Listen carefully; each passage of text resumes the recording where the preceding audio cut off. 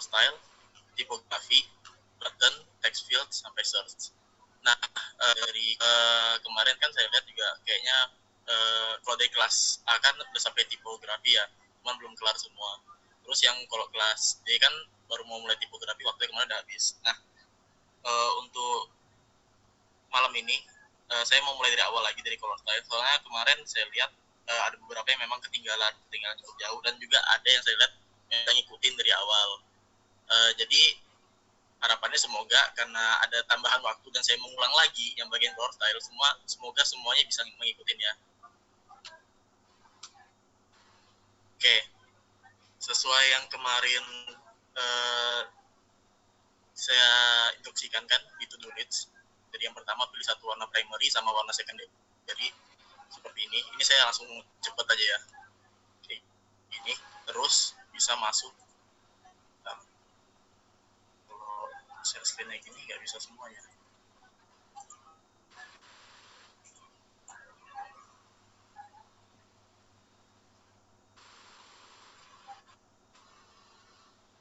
Oke, terus cara membuat kayak gini, pemilihan semantic color-nya, kita bisa buka namanya color design,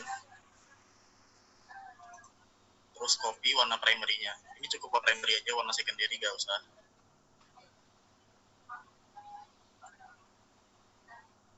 Tadi kan hasilnya seperti ini, terus tinggal kalian screenshot aja dan masukkan ke file Figma ya, kayak gini. Udah dapet kan warna primary secondary-nya udah ada, terus warna pendukungnya juga ada. Setelah itu buat stylenya, caranya dengan plugin di sini. Cari yang namanya foundation, kayak gini. Terus ini harus diingat ya, kalau sudah masuk sini kalian jangan langsung otak-atik dulu, tapi ganti ininya menjadi Atlassian. Kalau udah baru kalian bisa mulai otak-atik warnanya dari primary.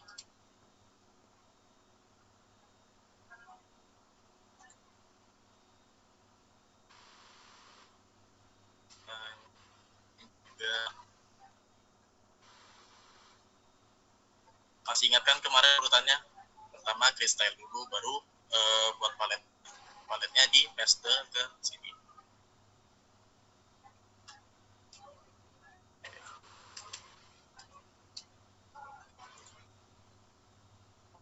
Kalau yang belum ada buat sama sekali, bisa sekalian buat. Soalnya nanti untuk pembuatan warna ini bakal kita pakai di contoh pembuatan button, text field, sama search field nanti. Warna-warna ini bakal dipakai semua. Jadi biar gampang kita buat.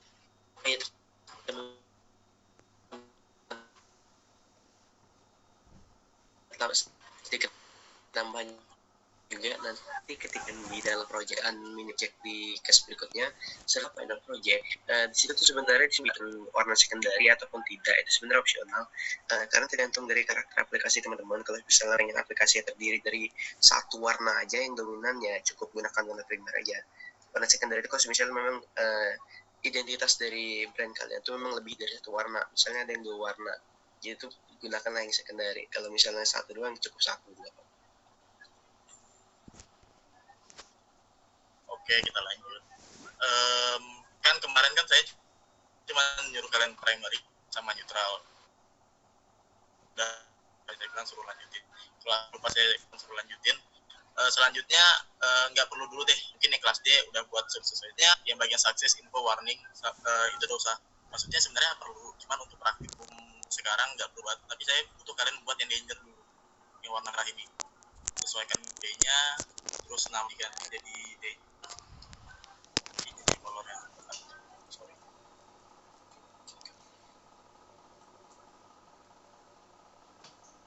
Soalnya kita bakal ada praktek yang menggunakan warna danger nanti. Oke.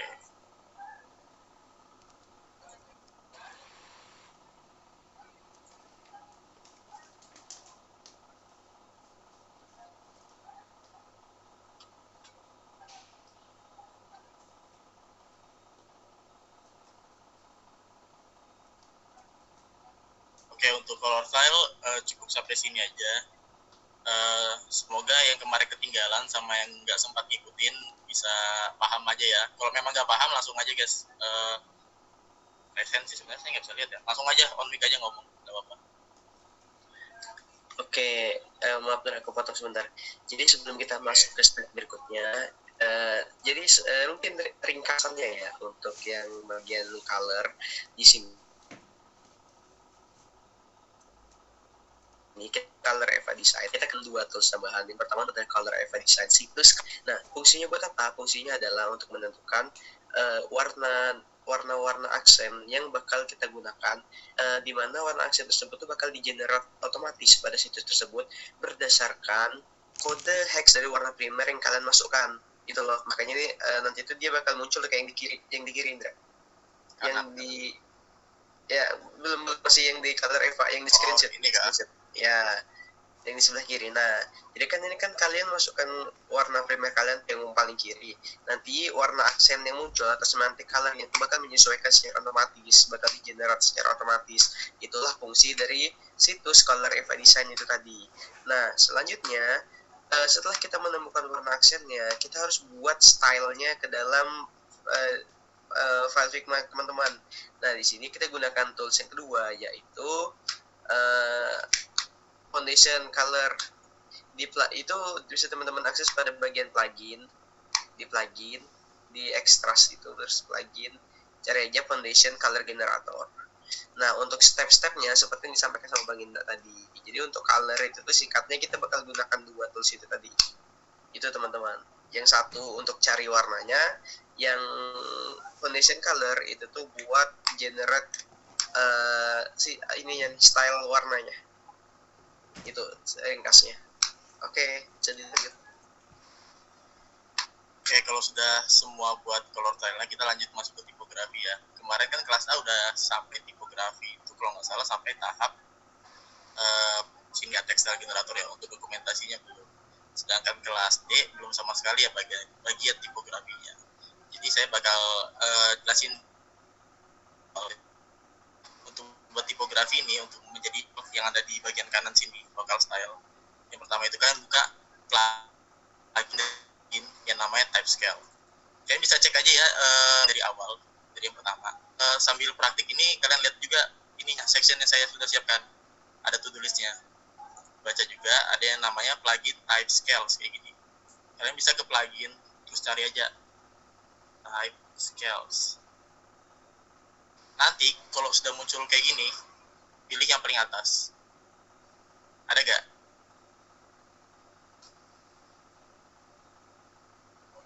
Kalau ada, ikonnya kayak gini nih, klik aja sampai muncul. Nah, kayak gini tampilannya.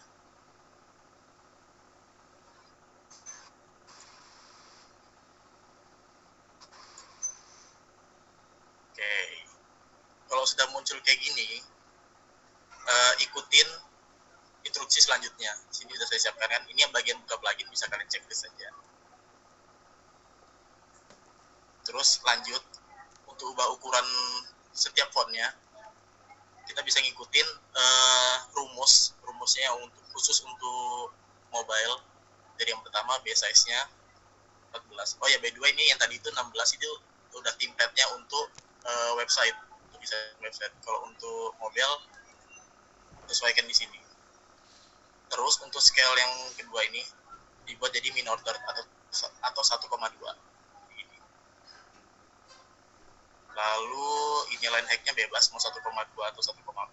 Ini kita pakai 1,2 aja. Terus scale-nya jadi 4. Oke, udah kayak gini belum? Udah bang. Yo. Siapa tadi? Saya bang. Oh, udah gak maksudnya? Ya, sudah. Kedengarannya bangnya doang. Oke. Oke, kalau udah muncul kayak gini, klik generate kayak gini. Klik aja nih warna biru nih. Generate. Nah, kan dia muncul kan kayak gini. Kalau sudah muncul,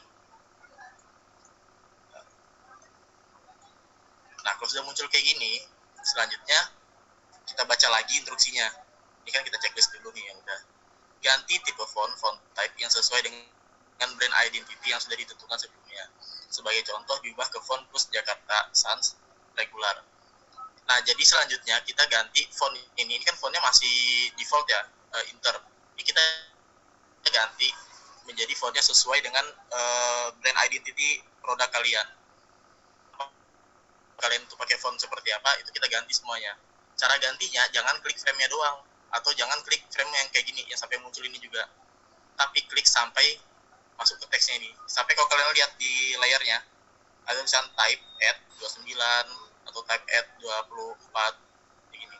Jadi jangan klik frame-nya aja, tapi klik isinya nih, bagian teks. Sampai frame-nya kayak gini. Terus kalau sudah, kalian blok semuanya. Bloknya cara cepatnya, kalau sebenarnya cara lambatnya kan shift klik satu-satu. Itu lambat. Nah, kalau cara cepatnya, ambil satu, baru klik kontrol, tarik sampai bawah. Nanti udah keblok semua. Bisa kan? Kalau sudah bisa, fontnya kalian ganti sesuai yang kalian mau. Kalau di sini kan contohnya kan diganti ke plus Jakarta Sans regular. Kita ganti jadinya, cari aja plus Jakarta Sans. Nah, kayak gini. Otomatis semuanya udah berubah ya. Nah, kalau sudah kayak gini, di checklist aja lagi. Sampai sini udah, kalian masih tetap ngikutin nggak? Udah sampai sini nggak? Apa ada yang ketinggalan? Kayaknya aman ya. Oke, kalau aman kita lanjut lagi. Kalau udah kayak gini, kalian bisa baca lagi instruksi selanjutnya. Untuk menerapkan metode 8 PT Grade, setiap font size harus bersifat genap dan bisa dibagi oleh 2, 4, atau 8. Mari kita buatkan font size ke kelipatan 2, 4, atau 8. Nah, kemarin kan yang sempat dibahas sama Bang Yandi kan ada yang namanya hierarki tipografi ya. Nah, yang itu dimana kita kalau hierarki tipografi itu dimana ukuran fontnya itu harus kelipatan 2, 4, atau 8. Yang jelas bisa dibagi 2, 4, atau 8. Nah, kalau kalian lihat di font-font yang udah disediakan, ada beberapa font yang ukurannya nggak bisa dibagi 2, 4, atau 8. Contohnya paling atas 29. Ini kan nggak bisa dibagi 2, 4, atau 8. Jadi kita ganti nih. Sebenarnya bisa diganti 28, tapi lebih baik diganti 32 aja. Soalnya yang paling umum dipakai di aplikasi mobile itu ukurannya 32 untuk huruf paling besar. Jadi yang paling atas diganti 32. Gantinya di sini ya, di panel kanan nih ada yang ukuran.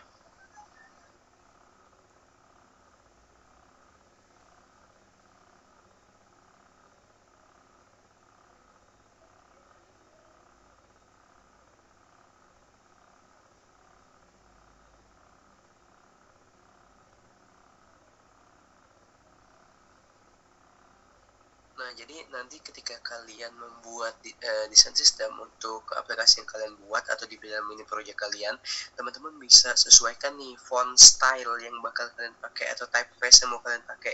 Kalau ini kan sebagai contoh dalam praktik, kita gunakan pakai yang plus Jakarta Sans. Nah, nanti kalau misalnya di dalam project kalian menggunakan tipe font yang lainnya, itu boleh.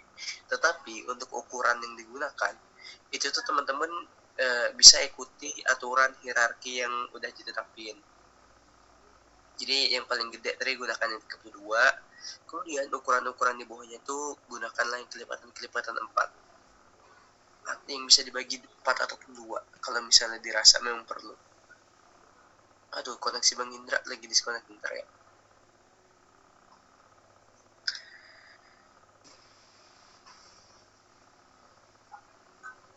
Tes. Oke, aman bro, baru masuk lagi nih. Oke, sorry tadi gangguan. Oke, kita lanjut ya. Tadi kan yang diganti kan yang 29 jadi 32, terus yang 17 kita ganti jadi 16. Sesuaikan hierarki tipografi. Untuk sisanya kan udah aman ya, udah kelipatan 2, 4, dan 8. Selanjutnya kalian bisa checklist lagi. Ini tadi. Nah, kita bakal lanjut ke instruksi selanjutnya. Duplikasi semua teks dan buat jadi style bold. Sebenarnya kebalik, harusnya kita nggak boleh yang bawahnya dulu, baru kita bisa lanjut ke sini. Oke, kalau semuanya sudah ganti ukurannya, selanjutnya kalian bisa ganti nama setiap teks ini sesuai nama apa sih sebutannya kalau di tipe fontnya lah, tipe fontnya. Contohnya yang paling atas nih header 1, header 2, header 3, baru title 1, title 2, dan selanjutnya ada deskripsi atau paragraf, dan sampai paling bawah kan caption. Itu kalian ganti namanya. Caranya sama kayak kalian ngeblok tadi, tapi satu-satu sekarang. Kayak gini. Terus lihat di paling kanan ini, paling kiri, paling kiri, di panel kiri, yang tab add 29, klik 2 kali, atau kalau mau cepetnya, kalian pakai shortcutnya Ctrl R, Ctrl plus R. Terus ganti namanya jadi A1. Kayak gini. Selanjutnya semuanya juga, yang ini berarti kan A2.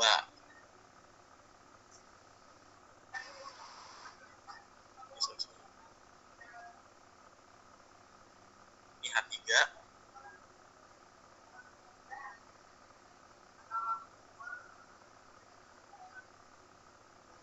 Terus yang keempat T1.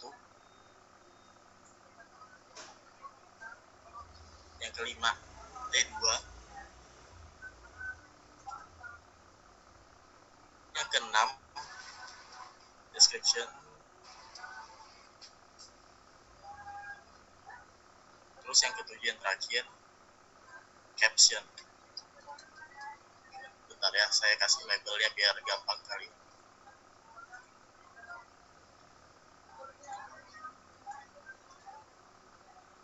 Oke teman-teman, sambil saya isi ya, sambil Bang Indra ini. Nah, jadi sebenarnya untuk penamaan ini itu tuh sebenarnya opsional, nggak mesti harus ikutin H1, H2, H3 dan seterusnya, konten dan seterusnya. Nah, pada dasarnya penamaan ini tergantung kebutuhan kalian. Misalnya nih, kalian menggunakan font yang paling gede tuh, yang ukurannya 32. Itu tuh untuk apa? Misalnya untuk header, makanya teman-teman boleh tuh kasih nama di fontnya itu tuh header kayak gitu, misalnya header 1 dan seterusnya. Nah, jadi tuh nggak mesti ikut H1, H2, H3, cuman secara umum biasanya di dalam project-project yang kita temuin itu tuh umumnya bentuknya kayak gitu. Jadi dia H1, H2, H3, T1, T2, description dan juga caption. Nah, itu tuh kayak format umumnya gitu loh. Tujuannya supaya orang, ini kan proyeknya Bang Indra nih, siapa tahu nanti di beberapa bulan yang ke depan ada orang baru mau lihat proyeknya Bang Indra. Nah, orang baru tuh bisa paham nih fungsinya, desain sistem dari fontnya ini ada apa aja gitu. Sebenarnya namanya itu dibebaskan, cuman tuh upayakan pakai format yang ada ini biar semuanya sama aja gitu teman-teman. Sebenarnya kalian mau kasih nama sesuai dengan peruntukannya juga boleh, kayak caption tuh, description, itu kan sesuai dengan peruntukan, bukan pakai T3 dan T4 kan. Pakai peruntukan tuh boleh, hanya saja tuh umumnya kayak gini, jadi biar sama aja. Oke, saya lanjut ya. Ini sebelumnya ini udah semua kan? Kalau memang ada yang belum, bisa langsung bilang aja ya guys, on-mic aja. Jadi saya jelaskan kalau memang ada yang kebingungan juga. Nah, kan saja kan yang tadi kan rename setiap scale sesuai kebutuhan, sesuai contoh dengan format input H1 misalnya regular, bla bla. Nah, kan kita belum buat jadi bold kan. Sekarang kita mau jadi bold, terus kita tambahi namanya menjadi kita kasih label lagi kayak yang bagian ini regular, terus yang bagian bold namanya bold. Caranya bagaimana? Kalian bisa duplikat frame yang ini ke sebelah kanannya.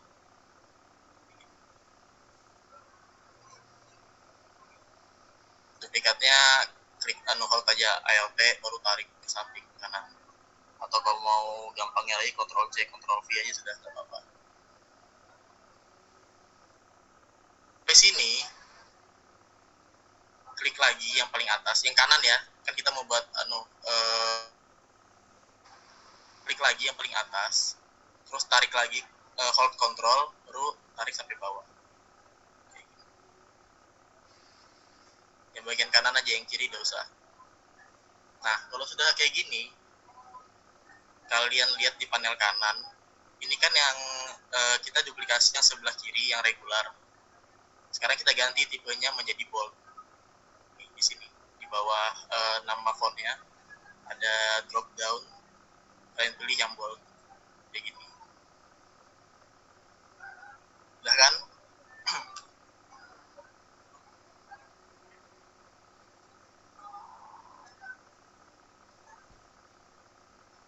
Kalau sudah, kita kasih label lagi.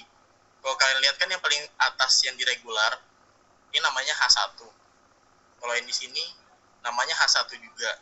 Nah, nanti kalau kalian buat style langsung nggak dikasih label, nanti jadi berantakan. Yang jadi style malahan H1 yang regular aja, yang bold nggak kebuat. Itu bisa ya berantakan jadinya, nggak sesuai dengan style yang kalian mau. Sekarang cara kasih label, kalian blok lagi dari yang regular sampai bawah kayak gini. Terus kalian klik Ctrl R kayak gini sampai muncul kayak gini to rename. Nah, kalau sudah kayak gini, kalian klik yang namanya current name ini. Current name. Sampai muncul ada kayak dolar sama dan simbol dan kayak gini. Nah, kalau sudah, kalian tulis garis miring kayak gini. Tambahi garis miring. Terus regular. Nah, kayak gini. Kalian bisa lihat kan previewnya. Jadinya H1 garis miring regular, H2 garis miring regular, seperti itu. Kalau sudah, klik rename. Otomatis dia berubah semuanya. H1 regular, H2 regular, dan seterusnya sampai bawah. Sama halnya dengan yang bold. Labelannya juga sama. Blok semuanya. Terus klik Ctrl R. Terus klik current name. Sama kayak tadi, garis miring baru bold. Kayak gini. Dan rename. Kayak gitu. Jadi kalian bisa lihat juga labelnya ada H1 bold, H2 bold, dan seterusnya. Oke, sampai sini bisa diikutin kan? Atau ada yang ketinggalan dan dibingungkan? Aman ya? Kalau aman, ini checklist lagi 2 ini. Oke.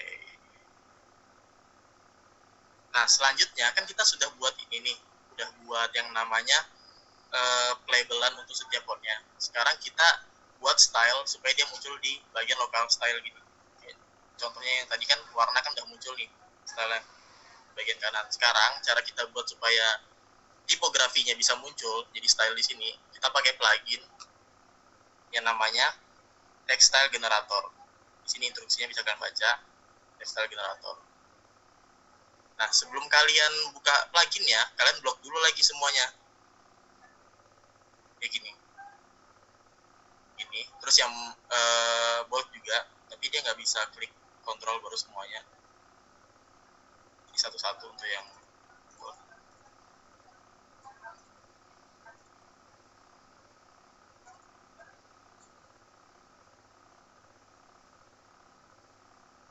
Oke, udah muncul kayak gini kan, semuanya udah keblok. Kalian buka plugin, namanya Text Style Generator. Nanti dia ikonnya kayak gini, ada H1, H2, H3. Kelihatan kan? Klik drop down-nya. Terus pilih yang namanya Generate Textile. Nah, nanti kan dia berubah tuh kayak gini. Terus kalian bisa lihat di local style di panel kanan. Dia muncul H1, H2, H3, T1, T2, description, dan caption. Kalau kalian buka, nah, karena udah dilabelkan regular sama bold, udah kita ganti nama tadi, dia jadi kelihatan nih. Ada labelnya, H1 regular tuh kayak gini, H1 bold tuh kayak gini.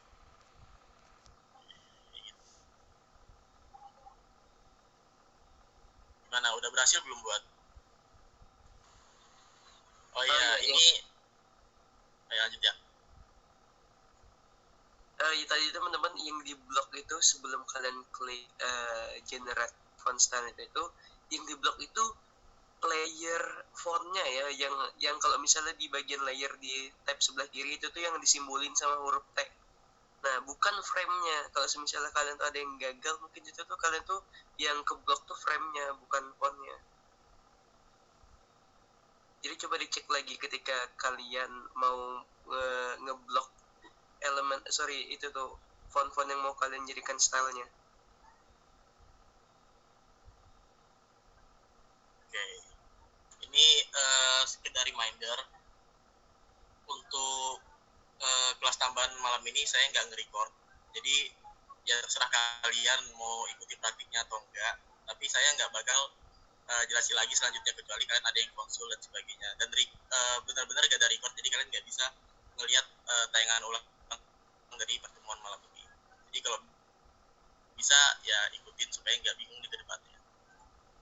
Oke, udah buat semua kayak gini kan kita berarti udah berhasil lah, sebutannya kita udah berhasil membuat text-stylenya kayak gini. Terus kita selanjutnya buat dokumentasi. Dokumentasi itu untuk apa? Untuk dimana nanti kalian waktu desain sistem kalian dilihatkan kepada stakeholder atau klien kalian, bentukannya tuh kalau kayak gini tuh berantakan, gak enak. Jadi kita buat dokumentasinya menggunakan plugin yang namanya Typography Style Guide. Tahap akhir buat dokumentasi textile menjadi rapi dalam bentuk style guide. Gunakan plugin Typography Style Guide dan klik run. Ini kalian nggak perlu blog apa-apa kayak tadi buat textile generator, nggak perlu. Kalian cukup cari aja namanya Typography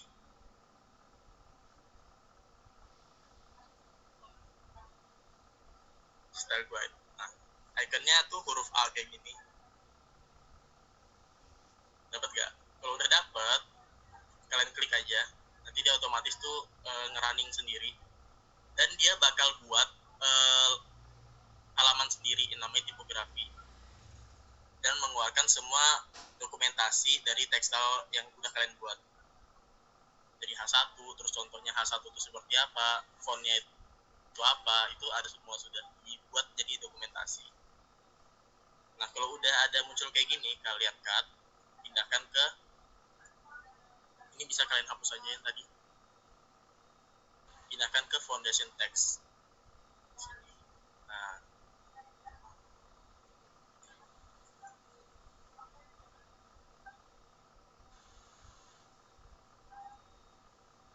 jadi ya untuk dokumentasinya nggak kayak tadi kan, masih berantakan kan, nggak ada contohnya, terus nggak ada nama fontnya seperti apa, ukurannya nggak jelas juga. Ini kalau kalian dokumentasi seperti ini jadi jelas, jadi untuk klien atau stakeholder yang butuh dokumentasi di sistem kalian bisa paham maksud dari tekstil kalian itu seperti apa. Oke, bisa kita checklist kalau sudah sampai sini dan berhasil. Selanjutnya kalau kalian sudah buat semua, oh ya, sampai sini ada pertanyaan nggak? Atau ada kebingungan?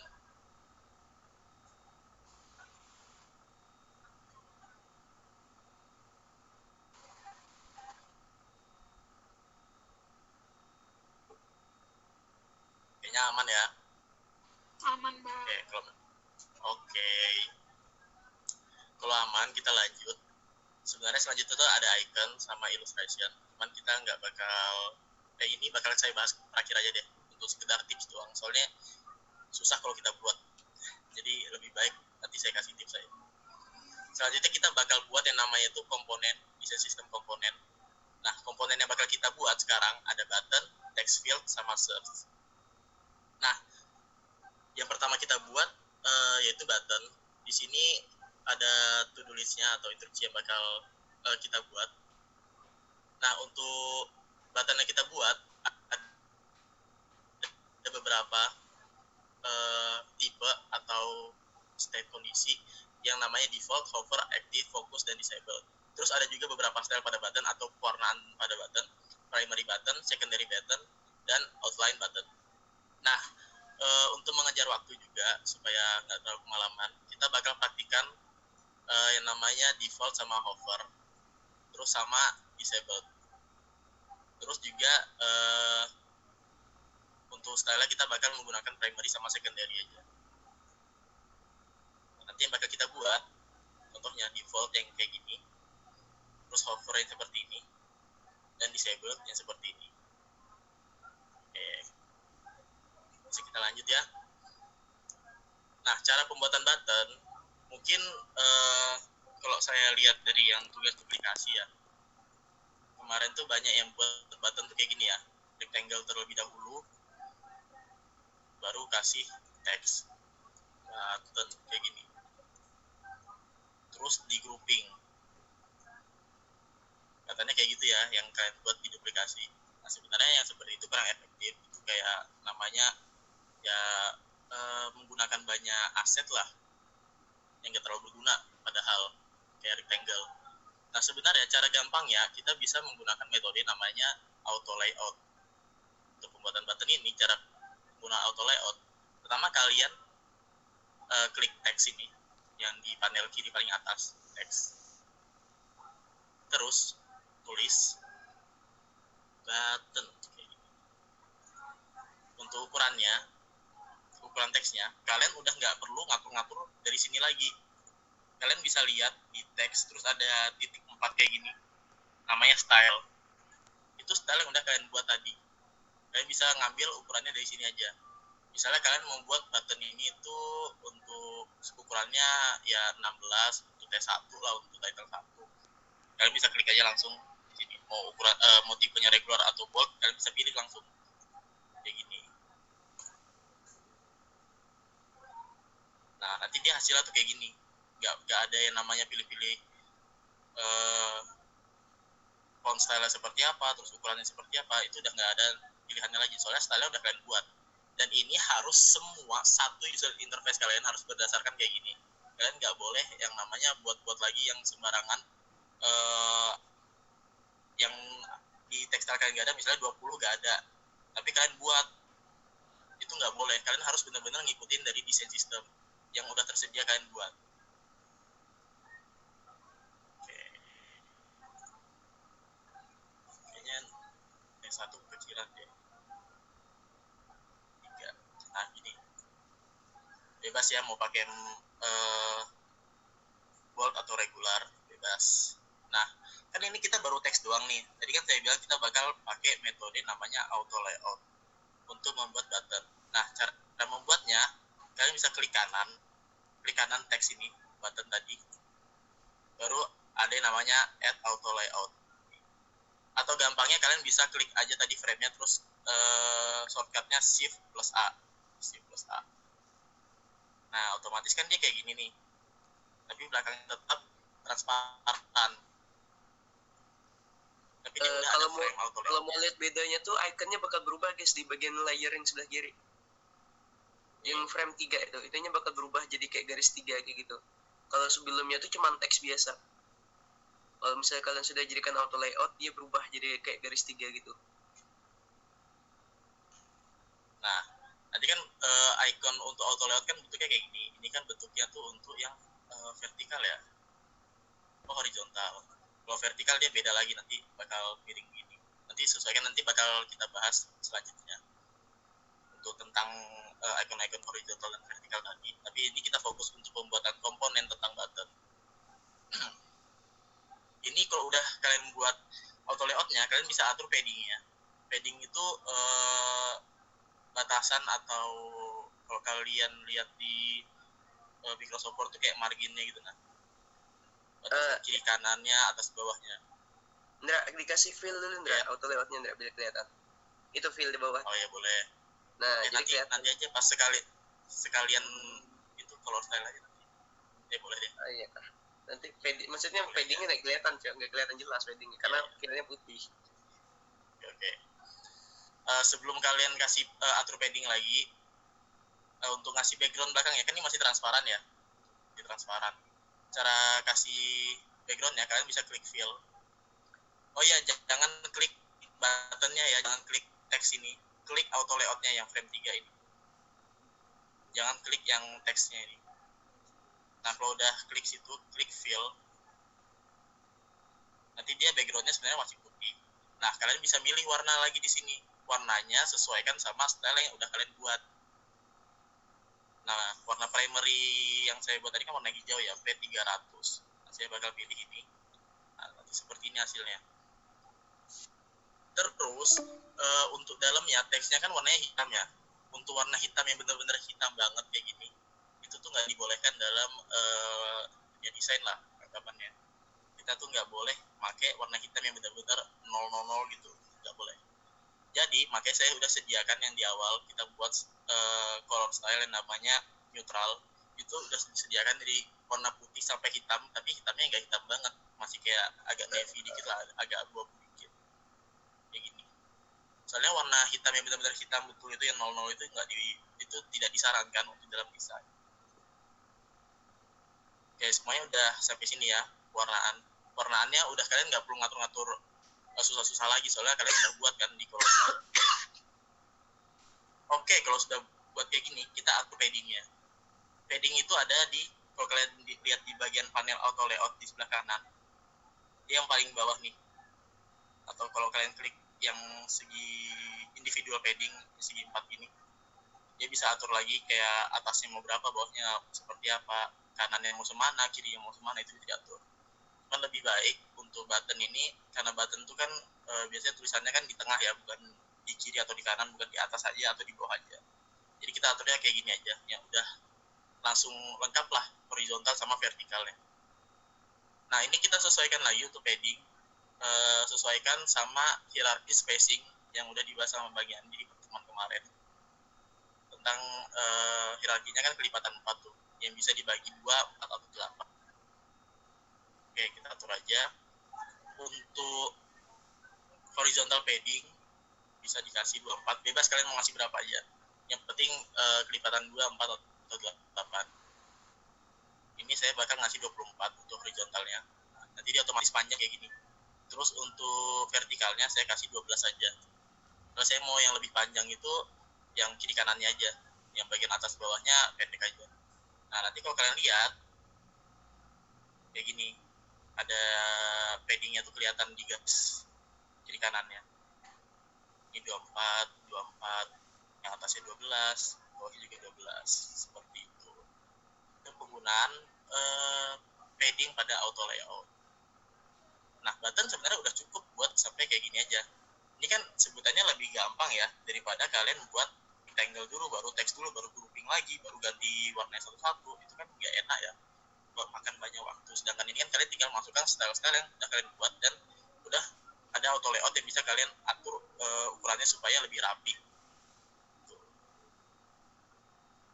Nah, kalau sudah sampai gini, untuk lebih baik, untuk tampilannya lebih baik, kalian bisa kasih rounded kayak gini, atau corner radiusnya bisa kalian atur supaya bisa bentuknya rounded kayak gini. Klik aja tadi frame-nya, frame auto layout-nya. Terus di sini yang corner radius kalian bisa atur, sama juga tetap menggunakan kelipatan 24 atau 8. Ini saya pakai 12 lah.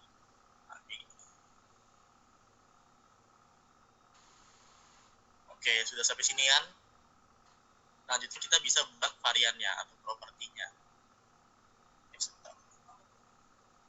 Ini waktu Google Meet-nya 12 menit lagi. Nanti kalau memang udah kelar, kita bakal buat Google Meet baru lagi. Oke, kita lanjut.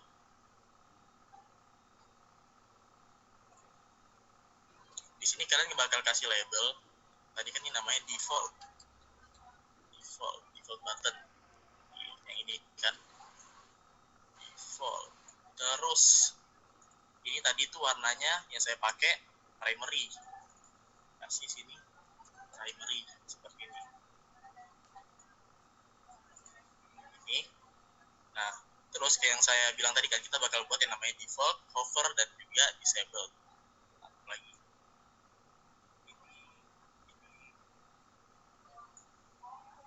Hover, disable. Oke. Terus warnanya juga secondary.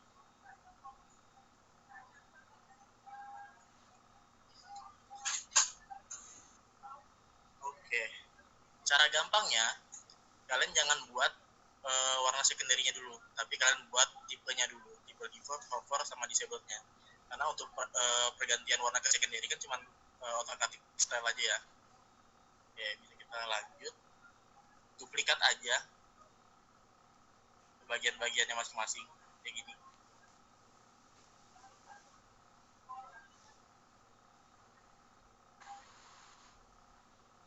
Terus kalian bisa lihat contohnya hover itu seperti apa. Hover itu tuh ketika dimana tikus kalian itu mengarah ke arah tombol ya. Nanti tombolnya kan kelihatan lebih gelap gitu kan. Seakan-akan tuh kayak mau diklik gitu. Tapi sebenarnya untuk mobile itu nggak perlu sih. Tapi nggak apa-apa kita contohkan. Nah, untuk pembuatan hover kan cuma penggelapan warna. Ini kalian bisa klik lagi warna yang tadi P300. Itu kalian gelapkan bawahnya kayak P400 atau P500 juga boleh, nggak apa-apa. Karena hover itu kayak lebih gelap lah daripada tombol defaultnya. Terus, selanjutnya disable sama pergantian warna ya. Cuma kita nggak pakai warna primary. Kalau kalian lihat, disable itu tuh menggunakan warna neutral. Jadi kalian ganti warnanya gak usah dari primary atau secondary, tapi ke neutral. Cari warna yang benar-benar kelihatannya ya warna disabled lah, abu-abu tipis banget, bisa N60, jangan deh lebih tipis lagi, N40 kayak gini. Terus teksnya juga kalian ganti warnanya jadi abu-abu. Tadi N6, N40, ini kita buat jadi N80 deh. Nah,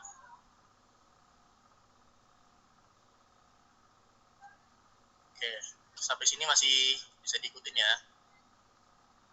Ini kan kita udah buat nih tipenya default, hover, dan disable. Sekarang kita buat secondary-nya. Kalian duplikat aja 3 tadi paling atas ke bawah. Terus ganti warnanya sesuaikan sama secondary-nya. Ini kan primary-nya P300, berarti secondary-nya kita buat jadi S300.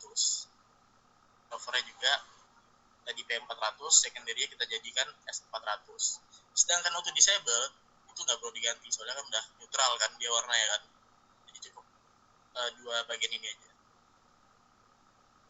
Nah, kalau kalian udah buat button kayak gini, selanjutnya kalian harus buat yang namanya komponen, supaya saat kalian membuat user interface nanti, kalian nggak perlu copy satu-satu, Ctrl C, baru Ctrl V, supaya muncul di tampilan kalian.